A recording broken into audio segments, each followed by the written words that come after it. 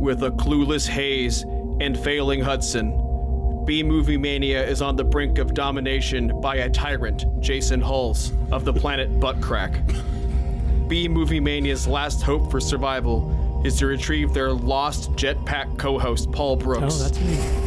This is a description that would work after season 3 in terms of the podcast continuity, but it's also basically the premise of the plot for the movie we're talking about tonight on B-Movie Mania!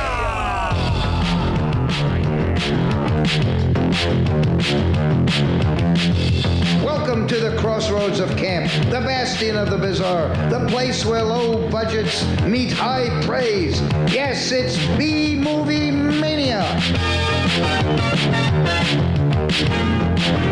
And now, B-Movie Maniacs, here are your hosts, the cream of the crap, the connoisseurs of cult, your cinematic creepy uncles, Paul Brooks, Mike Hayes, Jason Huls, and crazy Chris Hutson.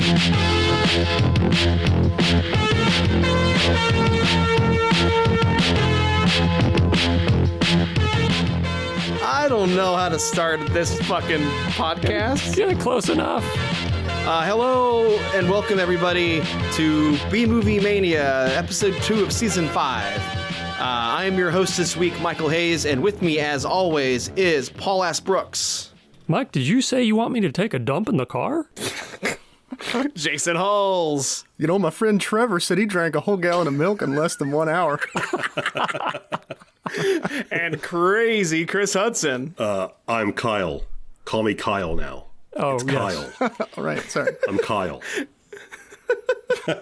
Oh, boys. You guys all watched the Exigency. Is that how you say it? Maybe. I'm still confused how that title applies to the movie. It doesn't. And Yeah. It does. urgent need or demand. Okay, but that's every movie ever that's ever existed. Yeah, but there was an urgent need or demand for this, our main character of this film, the Exigency. Or he has an urgent need or demand for war because he can never escape it, so he has embraced it. And he, as much as he tries to run away from who he is and what he needs. So, Chris, it's sort of like saying what you want isn't always what you need. Sure. Totally. Yeah, so this is the 2019 film, The Exigency, a film that took one person 13 years to make. Yeah. Incredible. Wow. Oh, you know, can I just get the thing out of the way that I sent you guys a photo of, right? Can I just say that real quick? Sure. Well, the first time I saw the main character in this movie, I immediately recognized him. I don't know if you guys ever saw the web series called Afterworld. It was from 2007, and they released it on MySpace. Okay, and I was like, for sure, this movie connects to that somehow because the lead guy, the actual 3D model, is identical for the main character of each one. I thought that the 3D models that were used, a lot of them came as part of the software he used to create the movie. So, I was looking into that. Okay, so Yeah. Poser, right? Isn't that what he used? Yeah. Yeah, and I was trying to find a connection between these two, if they use the same program or whatever. I couldn't find anything, and I was digging for a while. They both used Poser. Did they? Yeah, I found some stuff about Afterworld on a forum. Okay. I did a bunch of digging too. Yeah, I looked into also like how you do character creation within Poser, and there's a lot of stuff with it, but the way, especially these older ones, the character building is a lot of, here's 20 head shapes, pick one, or here's 20 heads, then you change the hair, then you change this. So there's a lot of like standards you could use to do it, and so they must have just come up on the same thing. It makes It's like total making sense. a Sims or making something in a WWE character creator. Exactly. You know, these are a lot Everyone looks like The Rock. these are a lot of words to tell our viewers or listeners, as the case may be, that this is a computer animated film. This is true. This is also a lot of words to describe to the audience before we even do what we like to call quick takes. Quick takes. All right, let's get some quick takes before we get into this one-person animated feature-length film. Chris Hutson. Well, when I watched this movie, it turned out to be the wrong day to skip my son's wedding. True. Oh, what a great line. Yeah. Oh my God. Jason Hulls. When Previs becomes the actual film. Yeah, I have a note about that. Chris Arneson. This is the greatest movie that I've ever seen all year. Thanks, Chris. Well, yeah, thank you, Chris. And how about you, Paul Brooks? Am I the only one who wants to get on Amazon and find a pimp t-shirt to order? Oh, no. Pimping. Yeah. Oh, man. My quick take is, you three know I love you very much, right? Yeah, And that's why I picked this movie to watch. And we appreciate it. I thought you might. Okay, so yeah, this is 3D animated. What's his name? Cody Vibart. Yes. The creator, the director, the writer, the animator, the editor, the producer, everything. There's some other there's some other people who worked on it. He did hire some voice actors, which got all those. He did not do every part himself. No, he didn't. Who did he voice? Did he voice? He must have voiced. No, I think he did some background characters. Yeah, I think he did like a soldier or something.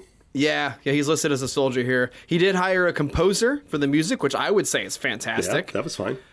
And then he hired a sound editor and sound designer. But everything else is Cody. I mean, a lot of things are going to be said tonight about this movie, but before we say them, let me just say kudos, hats off.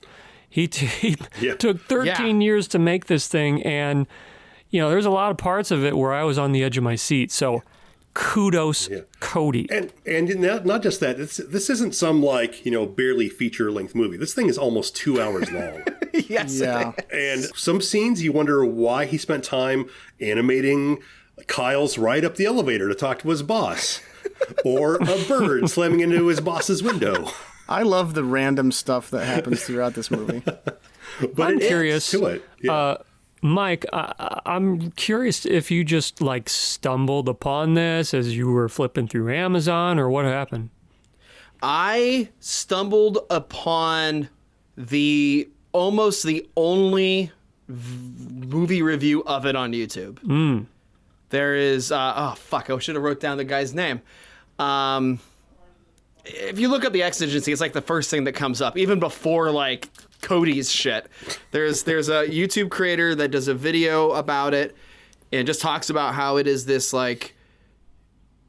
listener, the animation is amateur at best. Okay. Yes. Well, I think Jay got it right when he said this is previs. It looks like an animatic of a Star Wars movie or something, when the director is trying to get the idea of how the shots are going to put together or go together. Which, great job. Here's the issue with it, though. I mean, not the issue, but okay, he started this in 2006, correct?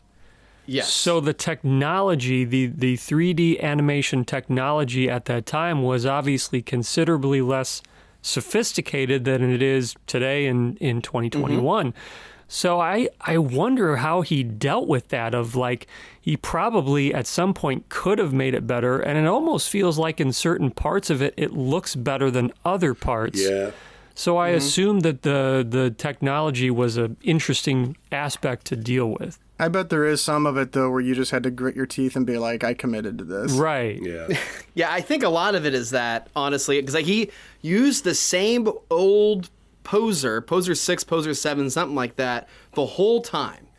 Because that's how he knew what to do. And he's talked about this in, he has a couple videos about the next, the sequel. Spoiler, there's going to be a sequel to this. And he's got some screenshots of it. They got 12 minutes of it rendered already. And it looks much better because it's a different software and it's newer software. But he used this old stuff for it. I forget where I was going to go with this whole thing. That's good to know, though. Good to know. We were talking just about the software and improving and then him sticking with it. Yeah. but it's this long movie. I don't remember what we were talking about before we started. Well, we could talk about the plot. Fine, fuck it. Let's just get into this thing. Well, the first half hour. Okay, Chris Hutson, describe the first half hour of this film. You know what? I honestly wish the rest of the movie was like the first half hour. Agree. It moves. It's hilarious. There are so many silly gags. It's like the movie Hardcore Henry, but previs software.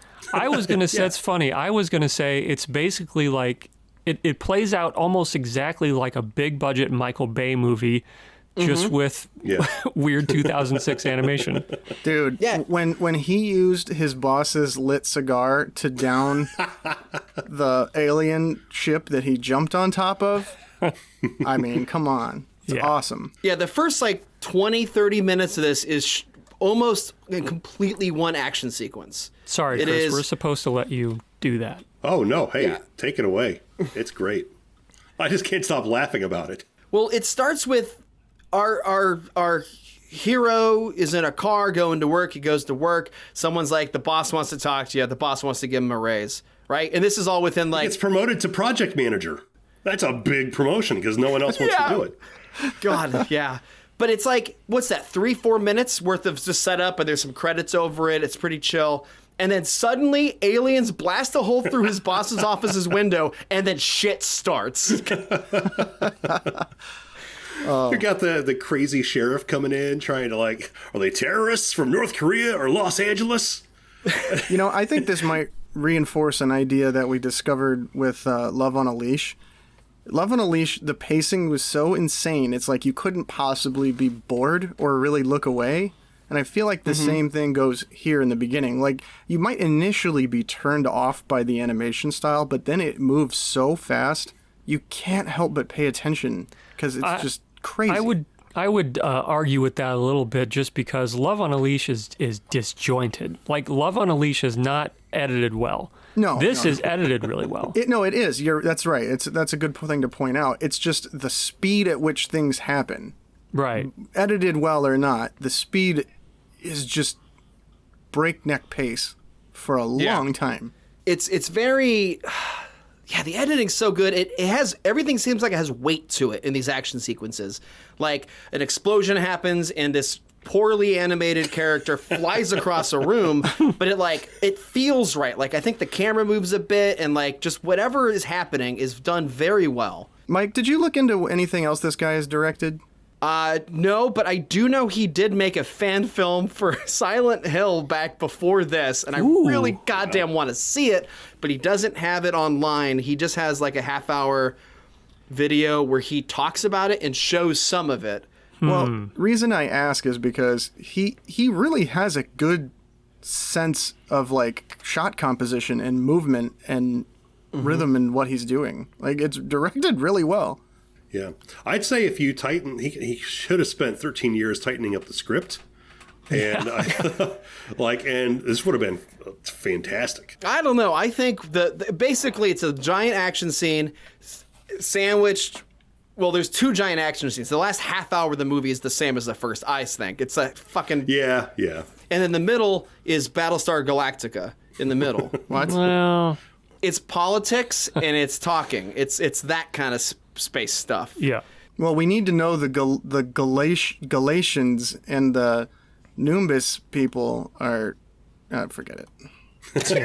Well, for the listener, doesn't just matter. know that we've decided there's no way that we can go through this entire movie plot point by plot pointer. It's just going to take too long. There's so much to it. It's like Dune. It's like a whole thing.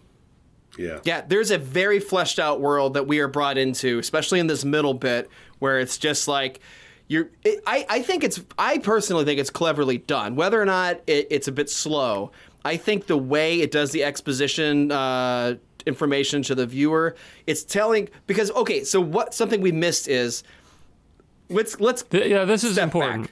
The kid's briefcase full of money on the school bus? Is that what we missed? Well, here's the thing. So the aliens attack, and this guy seems to be like he's fighting them, right? We don't know why. He just goes into attack mode. Yes, and Paul, like, what does that reveal? Like, what what do we find out with that? It reveals a lot. As previously stated, it reveals that he can use a cigar to blow up an alien spaceship. Yeah. And basically, like, he leaves the office in his car. The aliens are there to, like, for him. He is the target. Kyle is our hero's name. He is the target. So he gets out of there, and I don't think this was a very good idea. He goes immediately to pick up his wife. He's on the phone with his wife, and he picks up his wife as aliens are destroying the entire city trying to get to him.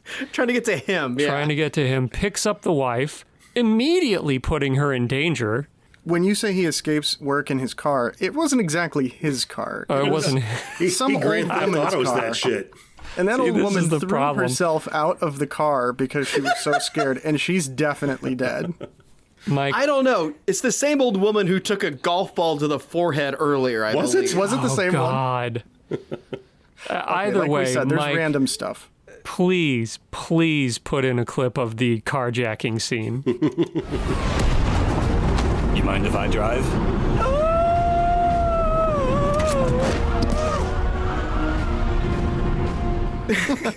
Oh, it'll happen. It did happen. We just heard it. And then you've got to put in, well, to move on a little bit, once Andrew, I almost called him Andrew, when clearly his name is Kyle. No, it's Kyle. We have to respect the name he has chosen for himself. Yes. But once he does get his wife, they've got to get the kids who are on the school bus going to school. Yeah. And Mike, could you put in a clip of the lunch trading scene about Tim's trying to get rid of this apple? Yeah, sure. Oh, man. What? Mom gave me a peanut butter and jelly sandwich again. I specifically said peanut butter and banana. Haven't you learned by now, Timmy, that Mom doesn't listen to you anymore? Really? Yep. Oh.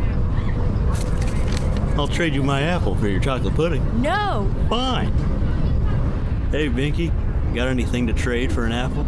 Let me see if I have anything of equal value. Oh, I guess I'm buying my lunch today. Sorry, Tim. Dang it. There you go. I hope you liked it. What you didn't see is the other kid has the briefcase full of money. That's why he's buying lunch today.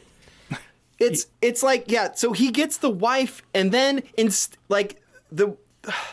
movie is bonkers because he gets the wife, and instead of somehow finding a way to get the kids, it just is a high-speed chase down a highway versus a bus with school children on it, trying to get it. And the way he gets the kids is by jumping through the fucking front window of the bus, smashing it, putting everyone in danger. Well, he makes it clear that he can't stop the bus. Don't stop the bus.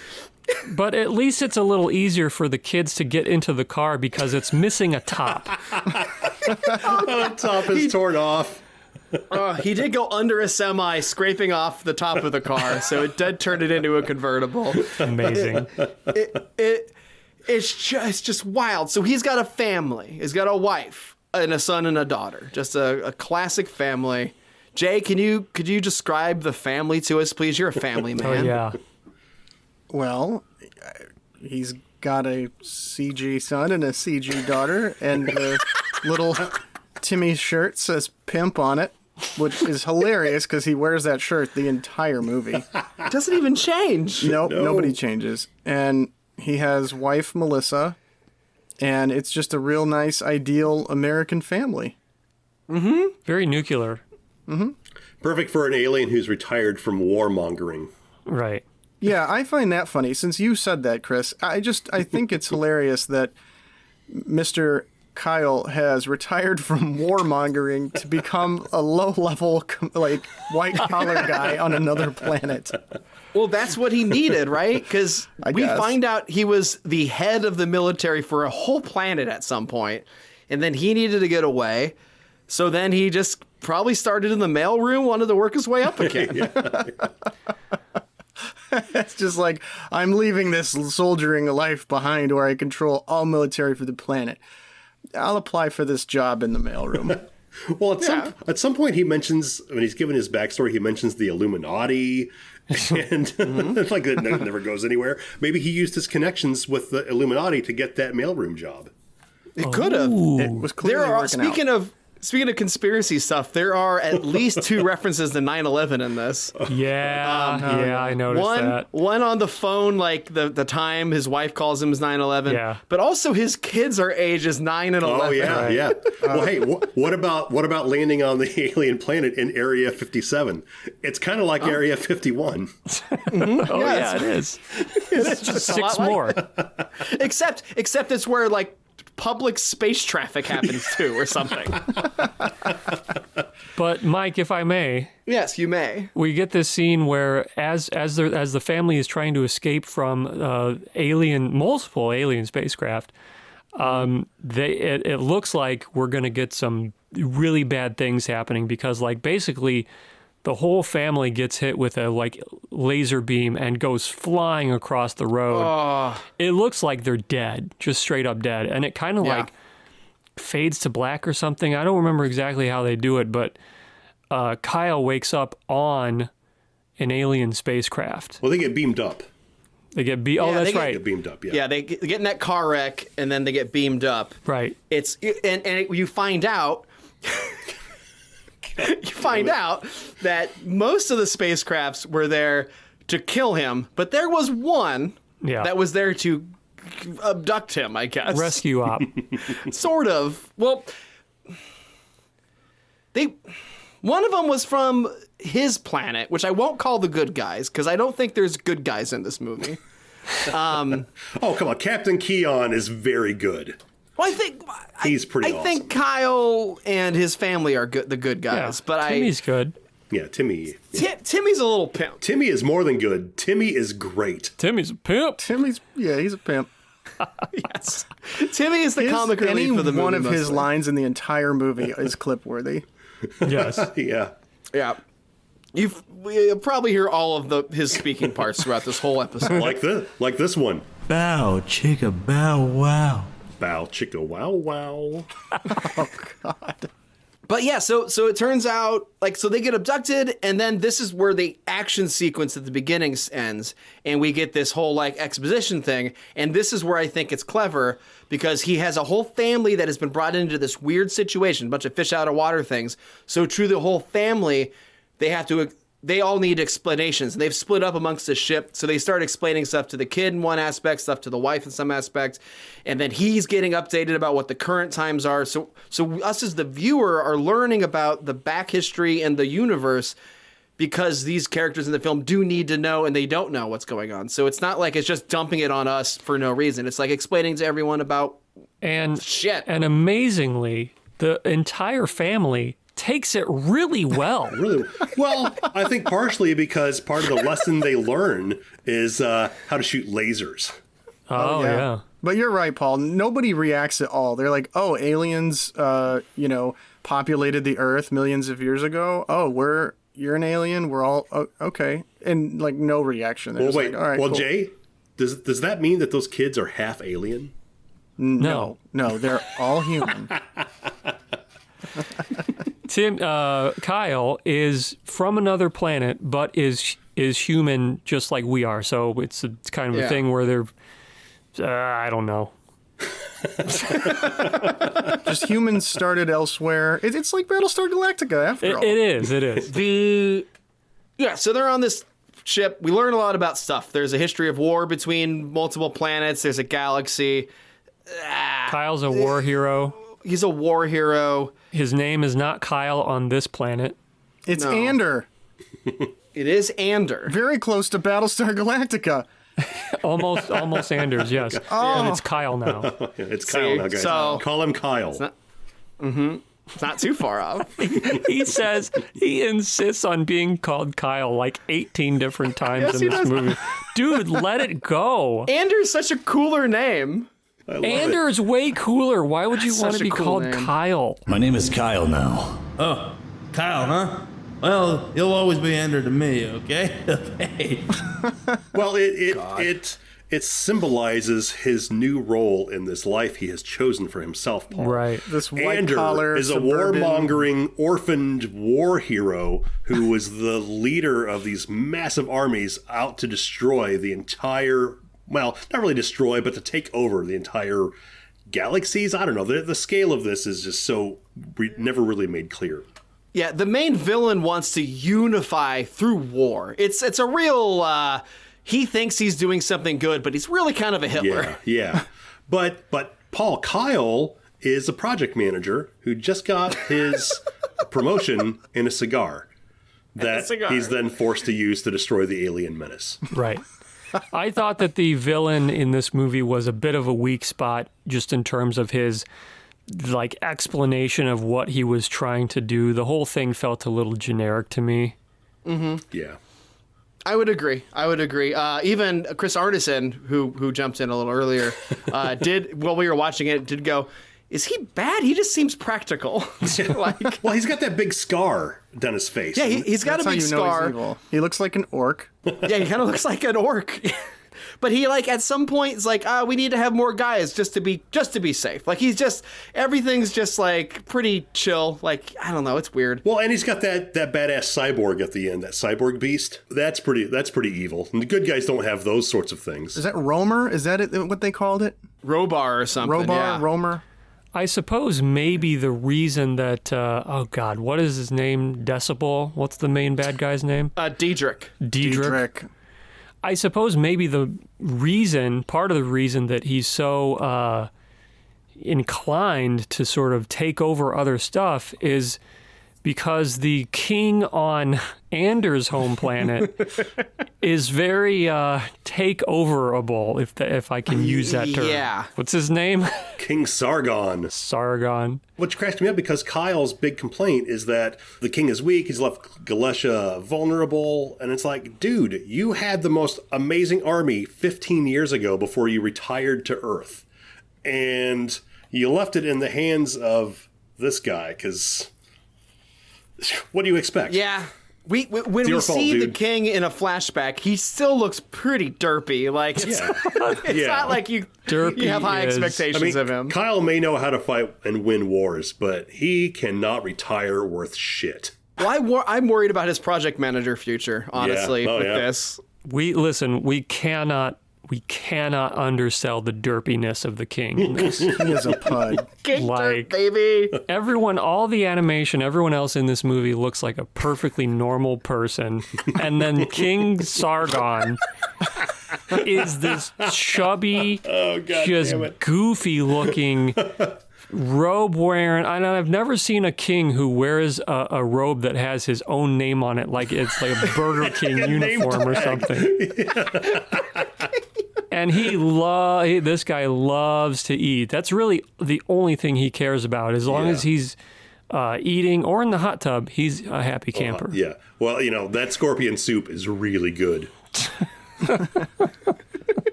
Oh God, it's so good. But one thing, he has this. Thank you, Mike. Damn it, Mike. Yes. Oh, he has. So you've got to post this down below. We will post these images that I'm showing the boys right now, but there is a hot tub scene at the end of the film. You see way more of Sargon than anyone would want to.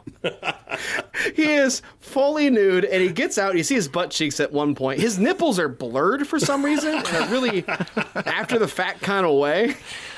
Must have been a trial version of the software. But did you guys notice that you could see his little ding dong? Yep, no. I was looking. Yep, just right there. Oh. Look at it right there. Oh. Well, Tim even makes a joke about how he's probably never seen a shaft in 30 years. Yeah. I bet it's been 30 years since he's seen his shaft. To his sister. Yeah, to his sister. He says it to his sister. But here's what's weird about him. Like, all right, I get it. He's overweight. I mean, he looks like he's maybe, I don't know, 300 pounds, Earth pounds? Sure, baby. As opposed to 300 space pounds. He's got like a space walker, like a space mobility. He's got a rascal scooter. Yeah, he's got a space hover-round scooter. And I'm like, dude, you don't need that. Come on, work out a little bit. Well, he's. I mean, he sounds like the derpiest John C. Reilly character there is. Yeah. And he just loves his scorpion soup. Love scorpion And soup. he's so wishy-washy. Like, no matter what happens, he's just like, yeah, okay, that's fine. Like, there's no spine at all. Oh, that's really important. That's really important to point out, actually. Like, this war that's going on, they know that like, the planet is going to be invaded within hours. And the king is eating like a foot-long sub sandwich. He's just hanging out. He doesn't care at all. No. He holds a big like banquet reception for Ander coming back. Everyone's just chilling. It's Kyle. Call him Kyle. I'm sorry, for Kyle.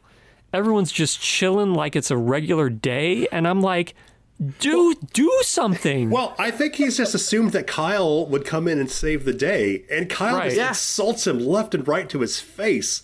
It's hilarious. Yeah, and he takes it. He's like, yeah, okay, all right.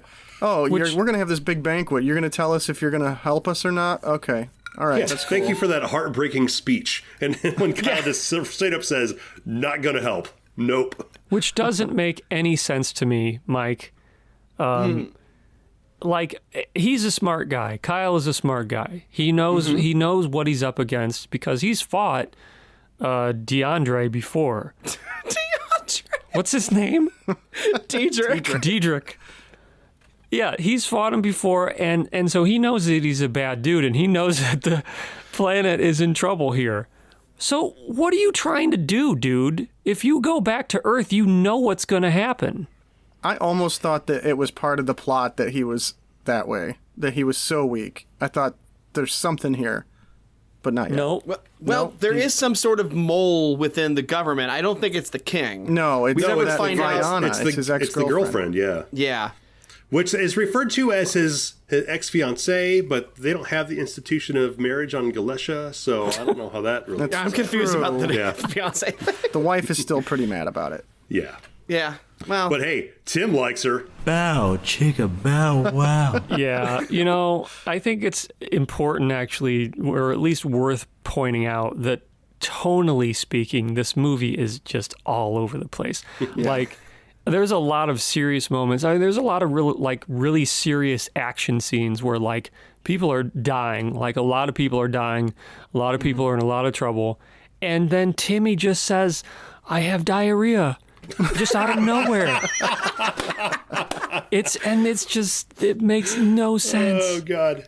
Well, and Mike, if I may real quick, I don't feel like we need to go into Kyle's Kyle's backstory much, but you get the whole thing. But we do need to mention that there is a flashback scene. Yes, and we do see baby dolls fighting. You learn about how he became such a badass warrior, and it's really all thanks to a man named Mangular. Which the best name. Love is my new favorite name for everything. Mangular. It's Mangular!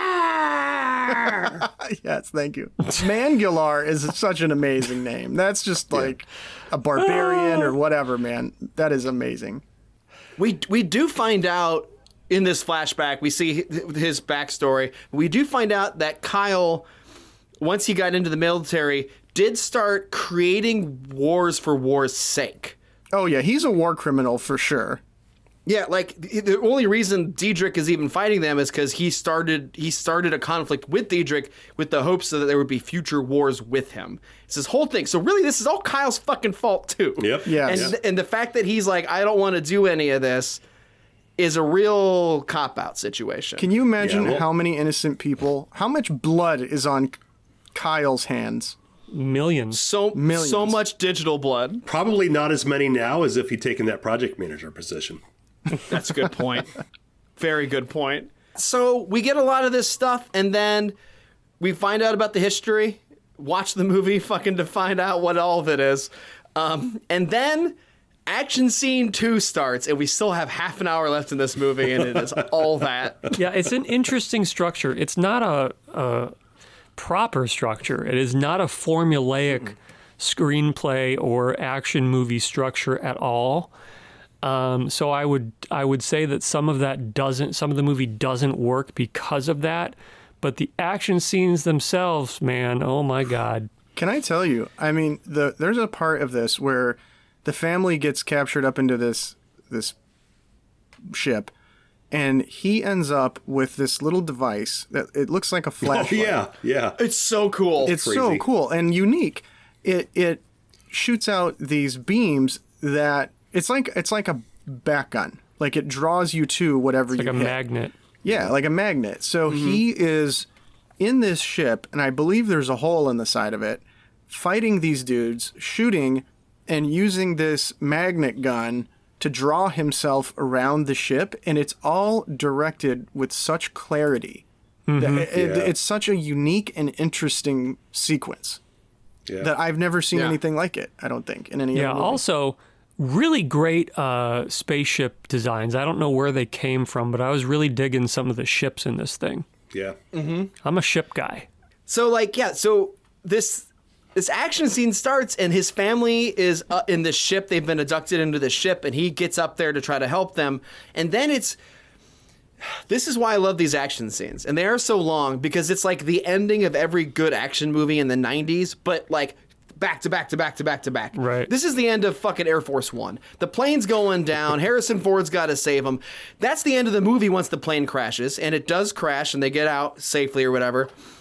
But then there's still 25 minutes of action movie stuff afterwards. They haven't brought out that cyborg beast yet. You can't end the movie without the cyborg beast.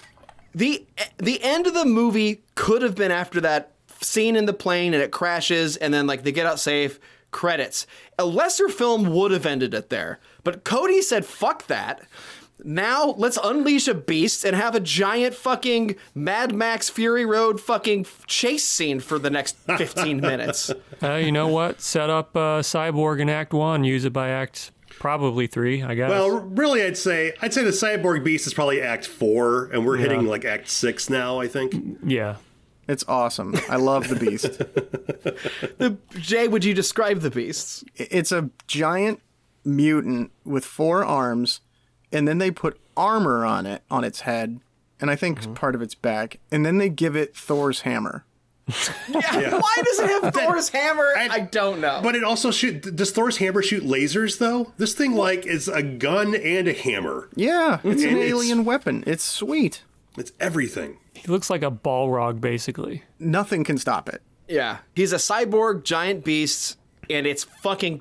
it's tearing through shit. Everything. And Kyle is in this, futuristic car with, another soldier who's... he keeps falls out of the car. Drink every time he tries to fall out of the car. And every time, Kyle grabs him by the tippy toe of his foot. Pulls him back in. For a second, I was like, wait, is this a character we've seen before? I don't remember this guy. It wasn't. No. It was just some random soldier. Yeah, he becomes really important in that moment. Yeah. But I'm like, why does he keep falling out? And Kyle grabs his foot every time. Why is Kyle not having trouble falling out? Kyle's a super soldier. Yeah, man. he's a legend. Yeah. They keep trying to get rid of this beast, and then there's an awesome standoff scene where he has to throw a grenade deep down the throat of this cyborg, which has very little flesh left on its robotic corpse. So good. And just blasts its ass. Hell yeah. It's really cool. I mean, they hit this beast with ship weapons, and it lasts a couple minutes. Yeah, They introduced Trongoth, and she gets Smoke. poor Trongoth. Wouldn't mind a little erotic fanfic with her. And the beast? Might have to work on that a little later tonight. Cody set up a Patreon for that. Paul will subscribe. Yeah. So they fight the beast. He kills the beast, and then here's the problem. Everything's fine, right? Here's the problem with the movie. Oh, what? Well, he's reunited with his family, and credits. Yeah, it says to be continued. We're left on a cliffhanger. Whoa! Even worse than this. He is not reunited with his family, though. Oh, I forget. Well, this is what drives me crazy about the end of this movie, is that Dietrich, whatever the fuck his name is, has got Kyle's family held hostage. And just wants Kyle to surrender and he'll get his family back. But now at this point, Kyle's all like, I'm going to kick some ass. If you just left and went back to your project manager position, you'd have your family back and fuck the king. But no, now you're like, I'm going to kick your ass to get my family back. In movie 2. Chris, I'll do you one better. All right. Leave your wife at home in the first place. Leave your kids on the school bus and deal with this shit yourself. Well, yeah, but then we wouldn't get that awesome scene of Tim learning to shoot lasers. That's true. Pew, pew, pew, pew, pew, pew, pew, pew, pew, pew, pew. I think it was more like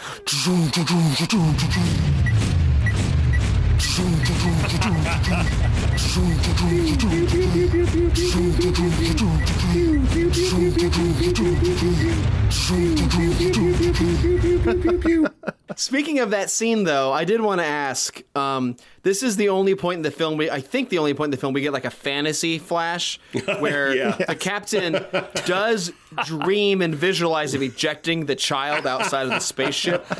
And so I did want to ask Jay and Chris, as people with children, how many times have you wished you could do that to your children? Every day. Every day? Jay? You know, yeah, there's some days. Too bad you don't have a spaceship.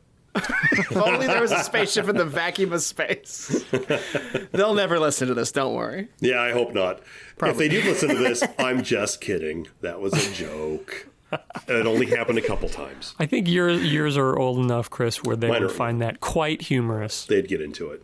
Especially if they saw the movie. I bet they'd love it. Oh, we're watching this the next time they're over. Yes! All right. Hey, they loved Manborg. So he is supposed to be reunited, but then I love it. There's like a cut, and it looks like it's going to be this moment where the family and him get together, and then suddenly just they get abducted, and fucking they're gone. I didn't get that. Like, it was disjointed for me. Well, it's pretty quick. It's a kind of and that's why the ending ends up, he busts into the hot tub room where the king's hanging out during the war. And then he goes and talks to Diedrich on the prompter or the communicator and offers himself to trade for his family. But the family, Diedrich's not going to play ball.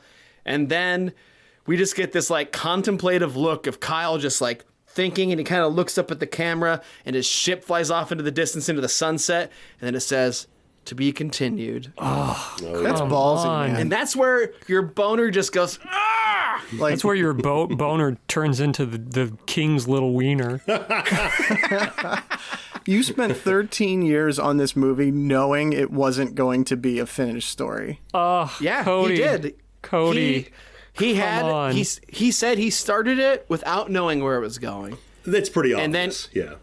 And then after he scrapped it and then wrote it all out, and then decided in order to get it done, he had to rein it in to a trilogy. He had to decide to break it up into a trilogy because he just at some point went on a goddamn writing streak. He like overwrote. He overcorrected and wrote so much more. So he's got a George Lucas Star Wars sort of situation where maybe I'll make the middle trilogy, and then when those are good, I'll do the first ones, and then we'll do Give me the Mangular prequel. Mangular was an old grizzled soldier who'd been through many wars himself. Mangular prequel. Give me that prequel with Mangular. I'm calling for Hell it. Yeah. Oh, God. Oh, Mangular. God, I don't even know what to say right now. You could we got say through the plot. Rating time? Oh. Yeah, you know what? Yeah. Rating time. Da-da-da-da-da-da. I do that just to get everyone in the mood. I love it. All right, boys, rating time, and I so much has happened. I don't even have a rating scale, so I hopefully you all can come up with what you want to rate this. Oh, this sounds like you're cutting out all the stuff that we just came up with. Yep. Damn it. Anyway, Paul. Yes. You're going first, baby. Please rate The Exigency. Oh, I'm just going to kind of recap everything that I've said here. Kudos to the filmmaker, Cody. What an amazing journey, I'm thankful that I went on it, and I'm thankful that you took us on this journey. So thank you. There's some really genuinely some thrilling sequences in this thing, mixed with a middle that is, in my opinion, not so thrilling, just in terms of the structure and everything like that. And, some of the animation, it's, there's limitations to it. There's no doubt about it. But I had a lot of fun with this thing. I have to knock off a few points because of the to be continued ending. Really, that was such a bummer. I'm like, come on. Because, obviously the thing is, if this movie took 13 years to make, I hope that the next one doesn't take as long. But it's going to take a while to get the next one. So he says between 2 and 5 years is what his aim is. Okay, well, I'll watch it, no doubt about it. I had a really fun time with this. I'm going to rate this 77 musical soap bubbles. Oh, we didn't even talk about those, did we? The musical soap bubbles are a thing on, I almost said Gygax. What's the name of the planet? Galesha. And Timmy is really into it. They're these little like soap bubbles that kids play with, but when you pop them with your finger, they make little like musical notes, and it's cool. That's pretty cool. Yeah, and it actually becomes a plot factor, but watch the movie if you want to find out what it is. Mm-hmm. Chris Hutson. I agree with Paul pretty much across the board. I mean, the first half hour is fucking crazy. I loved it. It just 800 miles an hour, fantastic. And that's what's so heartbreaking, that the rest of the movie does not equal that opening part. There's still a lot to enjoy. It's still a lot of fun. I did enjoy watching this. But it does drag in the middle, so I have to dock it a few points for that. The passion really shows through, so I'll give it a few more points for that, but I'm also not going to knock it for the animation, because it's one dude who this isn't even his full-time job, right? It's just a passion project. So he's not a computer animator. And I'm not gonna, the animation, if you can, it's a little off-putting, but it's fine. It's okay. Especially if one character is on the screen, it's a little off-putting. There are some questionable elements that were animated. But, I'd say we could knock it more on the writing, because there are some weird plot holes. Yeah. That, structural things like Paul said. But I've got to give it a couple more points for the best scorpion soup in the universe. So I'm gonna rate this 82 bowls of scorpion soup. Nice. What about you, Mr. Huls? I really feel like we're on the same page here. We're vibing tonight. Yeah. Mm-hmm. This could also easily be a novel. I don't know if he's ever considered that, but this feels like it could. There's so much world building here that he's done. For me, so in addition to some of this, the animation being a little wonky at times, there's some weird dialogue. Like, anything Timmy says just busts any Timmy. sort of... I love Timmy. Gravity. But I think given the fact that you've got this sort of weird animation, and it's like, the certain bits of dialogue are disruptive to the tone of the story, but at the same time, that makes it more fun. Yeah. Mm-hmm. Yeah. And the randomness makes it fun and unpredictable. So, yeah, I don't have to repeat what you guys said. I'm just going to say 78 Mangulars. Wow. What about you, Mike? Boys, I thought I knew the order this would go in, and I was completely wrong. Well, you're the one who picked the order. You said Paul go first, and then... No, not that order, the rating order. I figured I would have the highest rating, which will be true. But then I thought it would be J. Paul Chris. And it's not that. It's nowhere near that. I am surprised to be completely honest. Wait a minute. It is pretty close to that. It's season 5. We want to keep listeners on their toes. Mix it up. Of course. Yeah. Well, okay. So my rating, though, is the explanation is just that everything you guys have said completely holds up. I've watched a bunch of this guy's videos. I like Cody, man. Like, he doesn't take it too seriously. He knows what it is. Like, he literally has a trailer out that's just like, people said this looks like trash, and stuff. Like, it's just a brilliant attitude, and I think He's done a great job at working his damn ass off for 13 years. And I had a lot of fun watching it. Here's what I think, though. I think it's a fun watch, especially if someone hasn't seen it, because I think since the animation is so pretty amateur, not that I could get anywhere near it, but it's amateur. But the action scenes are so well done, and then even with the plot holes and stuff, the story is so pretty realized that I think it's very surprising, and I think the contrast is really cool and fun to watch. I'm going to give it 90. Just do it. Ejected children. The ejected children that we all wanted but never got in the actual movie. Mike, I'll admit, too, when you had us watch this and it first comes on, first shot, second shot, I'm like, oh, no. And then I'm like, how long is this? Oh, but quickly, you're like, oh, okay. And then you're like, whoa. Yeah. Mike, didn't you say that there was some bonus stuff that you watched on Amazon or something like that? Not on Amazon, but on YouTube. Cody Vibart has a YouTube channel. It's just Cody Vibart, and he's got a bunch of trailers and behind the scenes and bloopers to this too. Where, the voice actors flubbing some lines, but they went and animated the flubs kind of a stuff. And his website's got a bunch of stuff on it, some interviews and just some blogs where he talks about what he's been working on, along with he's got stuff from Exigency 2 on there that you can see, and he's upgraded the engine. He's hired some people to animate, actually. Wow. He doesn't have much money, but he's got some people to work on. Well, he's rolling in that Exigency 1 money, really. Or maybe that's what apparently. Maybe he got the money from that kid in that briefcase and the school bus. Yeah. But he's got a thing. I fucking check this guy out, I think. He's got some cool stuff on there. It's really interesting. Like I said, he's got a thing about his Silent Hill fan film that he made. That's awesome. It's like 90-minute long fan film about Silent Hill, the video game. Wow. But yeah, check it out. Cody Vibart. Hey, Mike. What? I have diarrhea. On the next episode of B-Movie Mania. What is next, Mr. Hutson?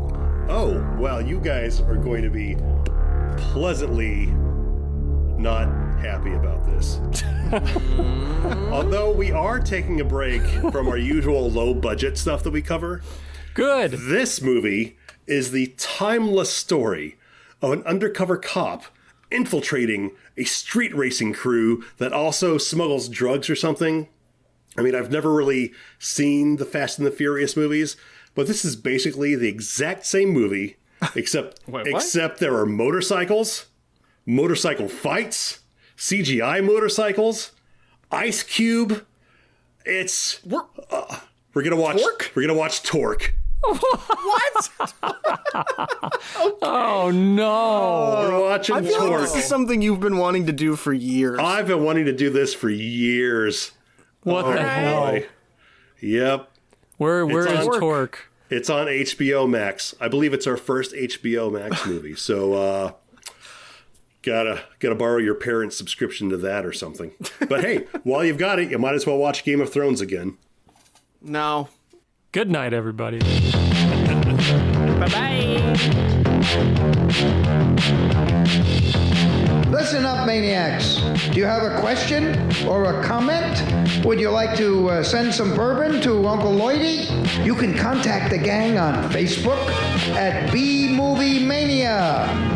You can also drop them a line at bmoviemania.com. Reach out. Touch them. They're touching themselves. And they might just reach back. I'm Lloyd Kaufman saying, see you next time on B-Movie Mania. Woohoo!